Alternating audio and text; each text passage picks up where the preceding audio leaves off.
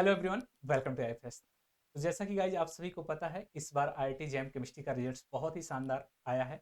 और हमारे जो आईएफएस के स्टूडेंट हैं जिन्होंने बहुत ही अच्छे अच्छे मार्क्स लाए हैं, तो इस बार भी आप सभी को बहुत ही बेहतरीन रिजल्ट देखने को मिला है। तो आप सभी लोग जो भी हमारे इसमें स्टूडेंट जुड़े हुए हैं साथ में, जो इस सेशन को देख रहे हैं, उनकी इच्छा है कि हमें एक्चुअल में पता चले कि जो हमारे इस समय जो कलीग्स थे उन लोगों ने किस तरीके से स्ट्रेटजी बनाई थी और किस तरीके से अच्छे मार्क्स गेन किए हैं। तो चलिए, आप सभी के बीच में हमारी एक स्टूडेंट है जिनका नाम है नेहा। वे इस बार जुड़ी हैं, जिनका इस बार मार्क्स भी बहुत अच्छे आए हैं और उन्होंने उनका जो रैंक है वो भी बहुत ही अच्छा आया है और इस बार वे आईआईटी जा रही हैं। तो चलिए आइए इनकी जर्नी को देखते हैं कि उन्होंने किस तरीके से स्ट्रगल किया और किस तरीके से इन्होंने इस मुकाम तक अपने आप को प्रूव किया कि हम इस मुकाम को आसानी से अचीव कर सकते हैं। तो चलिए, फर्स्ट ऑफ ऑल हम नेहा जी का यहाँ पे स्वागत करना चाहेंगे। चलिए, स्वागत है नेहा जी आपका। चलिए, थैंक यू सर। तो नेहा जी को हम यहाँ पे, हम सभी लोग आप सबकी तरफ से भी, अपनी तरफ से भी नेहा जी को हम यहाँ पे मेनी मेनी कॉन्ग्रेचुलेशन बोलना चाहेंगे। Congratulation Neha. Thank you so much. चलिए नेहा जी, थोड़ा थैंक यू सा सो अपने मच बारे में सर। बताइए, आपके घर में कौन कौन है, अपना थोड़ा स्कूलिंग के बारे में बताइए। आपने इंटर ग्रेजुएशन कहाँ से किया है? सर मेरा नाम नेहा है। हम्म, मेरी फैमिली में मम्मी पापा मैं और मेरा भाई है, जिसने मुझे आईआईटी जैम के बारे में बताया। उसी ने मेरे को डायरेक्शन दी आईआईटी जैम में आने के लिए। मैंने अपनी कॉलेज कानोडिया कॉलेज जयपुर से की है कंप्लीट हम्म, बीएससी। चलिए बहुत अच्छी बात है। तो आपका ये बीएससी अभी फाइनल ईयर था कि बीएससी सेकंड ईयर में ही आपने क्वालिफाई किया है? जी सर, मैंने ड्रॉप लिया था फाइनल ईयर में। मेरे को पता चला था, भाई ने गाइड किया था ओके। कि मेरे को एग्जाम देना चाहिए। उस टाइम पे क्वालिफाई नहीं हो पाया, ओके। इसलिए मैंने ड्रॉप लेने का सोचा था। ड्रॉप लेना जी। ज़्यादा बेहतर रहा आपके लिए। अब ऐसा फील हो रहा होगा आपको जी सर। कि ड्रॉप लेना हमारे लिए ज़्यादा अच्छा रहा। जी। चलिए बहुत अच्छी बात है। तो अभी हाँ। कौन सी आईआईटी जाना चाहेंगे आप? सर आईआईटी दिल्ली के बारे में सोचा है मैंने। ओके, थोड़ा सा अपने दोस्तों को बताइए, आपके मार्क्स कितने हैं, आपके रैंक कितनी आई है? सर मेरे मार्क्स 43.67 है केमिस्ट्री में, हम्म, आईआईटी जैम 2025 में। हम्म, और मेरी रैंक है 237। 237।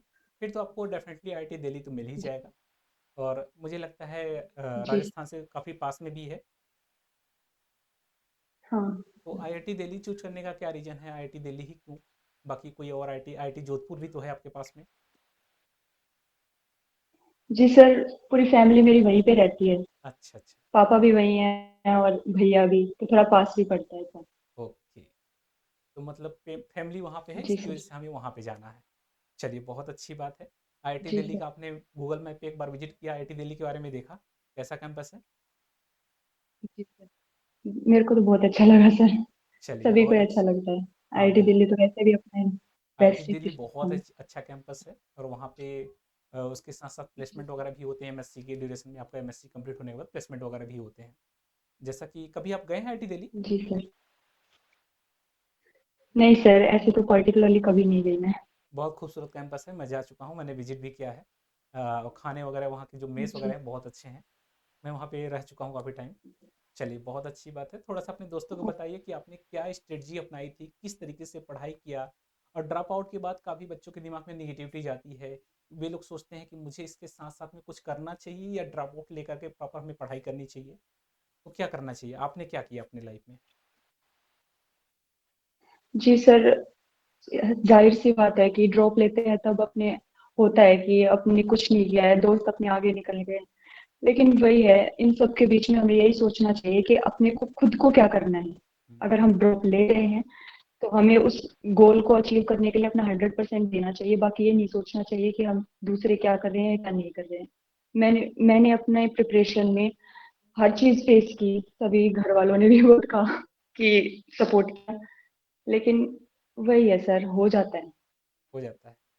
तो आपको जैसे ड्रॉप आउट लेने के बाद आप कितने घंटे पढ़ाई करते थे रेगुलरिटीज, रेगुलर? आपकी आवाज़ कट गई। बताइए। जी सर, तो बस यही था कि डिप्रेशन भी होता है, सब कुछ होता है कि ड्रॉप लेते हैं तब। लेकिन खुद के ऊपर विश्वास होना चाहिए कि हम कर लेंगे, एक अच्छी जगह हम पहुंच सकते हैं। ओके। मैंने तो बस वही मॉक टेस्ट ज्यादा से ज्यादा लगाए थे और शॉर्ट नोट्स वगैरह बनाए थे हम्म, और उन्हीं को फॉलो किया था। चलिए बहुत अच्छी बात है। मतलब आपने मॉक टेस्ट और शॉर्ट नोट ज़्यादा बनाए और उस पे फॉलो किया प्रॉपर तरीके से। तो कितने घंटे पढ़ाई करते थे आप? घर हाँ पे रहने पे जैसे कि आप फुल टाइम आपके पास रहता था, तो आप कितना टाइम देते थे अपने ऊपर पढ़ाई पे? हाँ, फुल टाइम। हुँ, सर 10-11 घंटे तो आराम से निकाल लेती थी मैं। 10-11 घंटे, चलिए बहुत अच्छी पढ़ाई बात के है। ही काम। हाँ, जी। मेन बोल फोकस होता है ना, क्योंकि अपन के पास और कुछ होता भी नहीं है, ड्रॉप ईयर होता है तब, तो अच्छे से पढ़ सकते हैं और आप अच्छे से कॉन्सेप्ट्स भी क्लियर कर सकते हैं, अपन बुक भी पढ़ सकते हैं उस फेज में तब। चलिए बहुत अच्छी बात है। यानी ड्रॉप लेने के बाद भी हमें सफलता मिल सकती है। काफ़ी बच्चे ऐसा सोचते हैं, उनका ये मानना है कि ड्रॉप लेने के बाद केवल माइंड में नेगेटिविटी आती है, हम घर पे बैठे तो हमसे क्या ही होगा, हम कुछ नहीं कर सकते हैं। तो क्या आपने घर पे बैठे-बैठे सारा काम किया कि कहीं बाहर आप स्टे करती थीं? हॉस्टल वगैरह में कहीं दोस्तों के यहाँ तैयारी के नाम पे? किया था सर, दिल्ली से प्रिपरेशन की थी मैंने, ओके, वहीं पे पीजी में रहती पीजी में रहती थी। थी। Yes sir. यानी दोस्तों का माहौल मिला जिसकी वजह से आपकी पढ़ाई प्रॉपर हो पाई। चलिए बहुत जी अच्छी सर। बात है। थोड़ा-सा अपने दोस्तों को बताइए वे किस तरीके से तैयारी करें कि वे लोग भी इस नंबर तक अचीव कर सकते हैं आसानी से? आपने किन बातों पे ज़्यादा फ़ोकस किया कि जो आपके मार्क्स इतने अच्छे आएँ? सर मैंने दिसंबर से ही मॉक टेस्ट स्टार्ट कर दिए थे, हुँ, जितना ज़्यादा हो सकते थे मैंने मॉक टेस्ट लगाए थे, और ज़्यादा से ज़्यादा मैं शॉर्ट नोट्स पे ज़्यादा ध्यान देती थी। लॉन्ग नोट्स कभी-कभी पढ़ लेती थी, जैसे 15 दिन में एक बार पढ़ लिए लॉन्ग नोट्स। अगर मेरे को लगता था कि अभी ज़रूरत है, मेरे कॉन्सेप्ट थोड़े वीक हो रहे हैं, तो मैं पढ़ लेती लॉन्ग नोट्स। वरना ज़्यादा से ज़्यादा मैं क्वेश्चन प्रैक्टिस पे ज़्यादा ध्यान देती थी और मॉक टेस्ट पे ज़्यादा ध्यान देती थी, क्योंकि उनसे ज़्यादा क्लियरिटी आती है कॉन्सेप्ट में। ओके। बिल्कुल सही बात है। जैसा कि जी, हम लोग पढ़ने पे ज़्यादा फ़ोकस करते हैं, क्वेश्चन प्रैक्टिस पे कम फ़ोकस करते हैं। अगर क्वेश्चन प प्रैक्टिस पे अगर हम फ़ोकस करें ज़्यादा से ज़्यादा, तो हमारे लिए एक बेहतर कांसेप्ट क्लियर का चांसेस ज़्यादा बन जाता है। तो जो कांसेप्ट होते हैं आसानी से क्लियर भी हो जाते हैं और हम लोग उसे आसानी से कर भी सकते हैं किसी भी क्वेश्चंस को। अदरवाइज़ काफ़ी बच्चे ऐसा करते हैं केवल पढ़ने पे फ़ोकस करते हैं। कुछ बच्चे तो ऐसे भी होते हैं जो जो टॉपिक सबसे आसान होता है उसी को रेगुलर पढ़ते हैं। बाकी जो टॉपिक टफ होते हैं उसको स्किप कर देते हैं। तो ऐसा कोई केस है आपके साथ? एक पॉइंट और ऐड करना चाहूंगी सर मैं बिल्कुल इसमें, बताइए। कि बच्चे क्या होता है कि छोटे-छोटे टॉपिक्स को नेग्लेक्ट कर देते हैं। ये सोच के कि इसमें से तो एक क्वेश्चन ही आएगा, तो क्या ही ज़रूरी है ये। लेकिन ऐसा बिल्कुल ही नहीं करना। आईआईटी जैम का पेपर में जितने हो सके उतने अपने को मैक्सिमम टॉपिक के जाने चाहिए। ताकि अगर किसी टॉपिक से हार्ड क्वेश्चन आ रहा है, तो किसी टॉपिक से आसान भी आएगा। तो बिल्कुल अगर आएगा, वो बिल्कुल। अटेम्प्ट कर सके हम, हुँ, तो पूरा सिलेबस करके ही जाना चाहिए। मैं तो यही मानती हूँ। बिल्कुल सही बात है। काफ़ी बच्चे ऐसा भी सोचते हैं कि इससे एक क्वेश्चन आने वाला है, छोटा टॉपिक है, क्या ही पढ़ना है, उसको स्किप कर देते हैं, लाइटली ले लेते हैं कि एक क्वेश्चन के लिए क्या ही पढ़ना। हो सकता है उनके माइंड में ये भी चलता है कि नहीं आए, जी, तो ऐसा नहीं सोचना है आप सभी को जो भी हमारे साथ जुड़े हुए दोस्त हैं। सभी से मेरा ये कहना है कि आप लोग जैसा कि इन्होंने बताया कि जो भी क्वेश्चंस आपको लग रहे हैं जो टॉपिक हमारे आसान हैं, उन टॉपिक को लाइटली ना लें, उस टॉपिक को भी कवर करें। हो सकता है इस बार आपके एग्ज़ाम में वही क्वेश्चन देखने को मिल सकते हैं। बिल्कुल अच्छी बात बताई आपने। चलिए बहुत अच्छी बात है। तो कुछ और अपने आपको ये जो मोटिवेशन है आपके अंदर, जैसा कि आपने बताया मेरे भैया ने बताया कि मुझे इस चीज़ का प्रिपरेशन करना चाहिए। तो आपके अंदर ये पढ़ने का जुनून पहले से था कि जी। अभी हाल ही में हुआ है? नहीं सर, ऐसे तो पढ़ने का जुनून पहले से ही था, लेकिन भैया ने एक डायरेक्शन दी मेरे को हुँ, कि मेरे को इस लाइन में जाना चाहिए।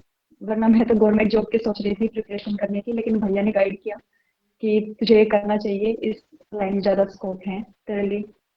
तो मैंने उनके गाइडेंस के अनुसार इस लाइन में आई हूँ। चलिए। अब तो आप बहुत ही अच्छी आईआईटीज़ में जाने वाले हैं, आईआईटी दिल्ली। तो अभी से सपने आते होंगे कि अब हम आईआईटीज़ में पहुँच गए हैं। जी सर। ऐसा होता है बहुत ही क्योंकि अच्छी जब आप फीलिंग आईआईटी है। जाने वाले होते हैं घर में बड़ी उत्साह होती है कि हम आईआईटी जाने वाले हैं। जैसा कि मेरे साथ भी हुआ था जब हम फर्स्ट टाइम आईआईटी जा रहे थे, तो घर पे इतने ज़्यादा लोग खुश थे कि हमारा जी। लड़का आईआईटी जा रहा है। तो एक अलग ही खुशी का माहौल होगा करंट टाइम जी में आपके घर सर। पे। मैं समझ सकता हूँ उस चीज़ को, मैंने जी अचीव सर, किया और बहुत काफ़ी ही अच्छा ज़्यादा। लगता है। तो जिस दिन रिजल्ट आया था उस दिन क्या माहौल था आपके घर पे? एक्चुअली सर मैंने आंसर की तो देख ही रही थी। मैंने मेरे को लग रहा था कि पता नहीं कैसा पेपर गया, क्योंकि मैं डिसाइड नहीं कर पाई थी कि अच्छा गया है बुरा गया, क्योंकि अब की बार बेसिक मैथ वगैरह भी ऐड हुई थी। तो मैंने इतना केमिस्ट्री पे ज्यादा फोकस किया था, बेसिक मैथ वाला चैप्टर मैंने छोड़ दिया था। तो फिर मेरे को लगा था कि थोड़ा पेपर आपकी बार टफ आया है। तो मैंने आंसर की नेक्स्ट नहीं की, भैया ने रिजल्ट देखा था, उन्होंने मेरे को बताया कि मेरी इतनी रैंक आई है और इतने मार्क्स आए हैं। तो उस समय आपके मम्मी और पापा का क्या रिएक्शंस रहा उस समय? जैसे ही आप घर पे बताने के बाद क्या रिएक्शंस रहा? सभी बहुत खुश थे। तो मिठाई वगैरह उसी दिन बँट गया कि अभी बहुत बँटना ही ज़्यादा बाकी है? खुश थे। उसी दिन बाँट दी थी। उसी दिन बँट गया था, चलिए बहुत अच्छी बात है। तो जो भी दोस्त हमारे साथ जी, जुड़े हैं, तो आप सभी लोग देख सकते हैं कि अगर कोई भी चीज़ अगर मेहनत से अगर आप पाएँगे तो उसकी खुशी अलग होती है। जैसे कि इन्होंने इस तरीके से ड्रॉप आउट लेकर के अपनी मेहनत को यहाँ पे सफल करते हुए दिखाया और इस बार ये आईआईटी जा रहे हैं, तो इनकी खुशी अलग ही दिख रही है चेहरे पे। तो आप सभी लोग भी अगर ऐसी खुशी चाहते हैं अपने चेहरे पे, तो आप लोग ईमानदारी से पढ़ाई करिए, मेहनत करिए और ऐसा नहीं सोचना है कि हमारा नहीं होगा। जो भी हमारे साथ दोस्त जुड़े हैं, जिनको लग रहा है पेपर मेरा इस बार अच्छा नहीं गया है और जो हमारे बिगिनर्स हैं, जो स्टार्टिंग पॉइंट पे आ रहे हैं, वे लोग भी जैसा कि इन्होंने बताया नेहा ने, तो उस तरीके से भी आप लोग फॉलो करिए, मॉक टेस्ट और शॉर्ट नोट्स भी बनाइए, अच्छे से पढ़ाई करिए। तो चलिए बहुत अच्छी बात है। तो नेहा जी अपने दोस्तों का कुछ जिक्र करना चाहेंगे अपने इस इंटरव्यू में? अदरवाइज हो सकता है आपके दोस्त नाराज हो जाएं कि हमारे बारे में तो कुछ बताया ही नहीं, हमने आपके लिए बहुत मेहनत किया था, ऐसा कुछ? जी सर, दोस्तों ने भी बहुत ही हेल्प की, मेरे डाउट वगैरह सॉल्विंग में बहुत ही ज़्यादा मदद की। मेरी फ्रेंड दीपिका, मेरे भैया ने सबसे ज़्यादा सपोर्ट किया मेरे को। उनके अलावा तो बहुत सारे ऐसे लोग हैं, हम नाम ले बिल्कुल। नहीं बैठूंगी तो चलिए बहुत अच्छी पता नहीं बात है, कितने एक्नॉलेज नाम करना लेंगे। बहुत जरूरी होता है क्योंकि काफ़ी दोस्त ऐसे होते हैं जी, जो आपके लिए हमेशा खड़े रहते हैं कि हम आपका ये हेल्प करने के लिए रेडी हैं। चलिए बहुत जी, अच्छी बात है। तो चलिए नेहा, हमें आपसे बात करके काफ़ी अच्छा लगा। तो जो भी हमारे साथ इसमें स्टूडेंट जुड़े हुए हैं, सभी लोगों को अगर कुछ भी क्वेरीज होगा तो आप लोग कमेंट बॉक्स में मैसेज करिएगा, तो नेहा उसका रिप्लाई करेंगी। तो चलिए गाइज, आज के लिए बस इतना ही करते हैं। तो मिलते हैं नेक्स्ट स्टोरीज के साथ नेक्स्ट सेशन में। आज के लिए बस इतना ही। Thank you and happy learning. Bye bye.